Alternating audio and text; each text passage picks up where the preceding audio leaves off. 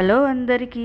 ఇంట్లో ఉన్న పదార్థాలతో రుచికరంగా ఒక్కసారి ఇలా ఆనపకాయ కూర చేస్తే మళ్ళీ మళ్ళీ తినాలనిపిస్తుంది. అది ఎలాగో ఒకసారి చూసేద్దాము.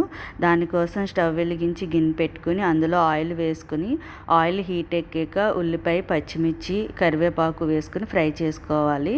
అవి కొంచెం ఫ్రై అయ్యాక కొంచెం పసుపు కూడా వేసుకుని వీటిని కూడా ఫ్రై చేసుకోవాలి. ఇలా ఫ్రై అవుతున్నాయి అనుకున్నప్పుడు మనం కట్ చేసుకున్న టమాటా ముక్కలు, అలాగే కట్ చేసుకున్న ఆనపకాయ ముక్కలు కూడా వేసుకుని వీటిని కూడా ఒకసారి ఆ ఉల్లిపాయలతో బాగా కలుపుకోవాలి.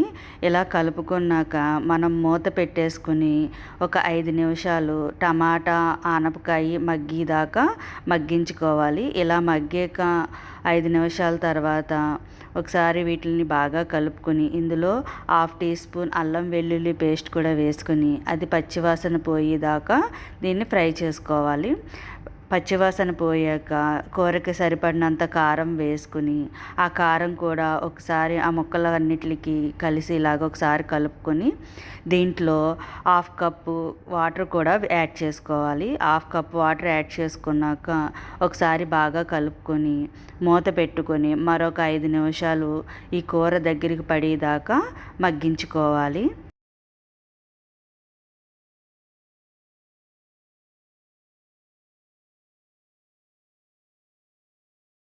కూర ఇంకా దగ్గరికి పడుతుంది అన్నప్పుడు 1/2 టీ స్పూన్ ధనియాల పొడిని, 1/2 టీ స్పూన్ జీలకర్ర పొడిని వేసుకుని అది కూడా ఒకసారి బాగా కలుపుకొని నూనె పైకి తేలేదాకా ఉడికించుకుంటే ఆనపకాయ కూర రెడీ. మీకు కనుక ఈ ఆనపకాయ కూర నచ్చినట్లయితే లైక్ చేసి, షేర్ చేసి, కామెంట్ చేయండి. Thank you.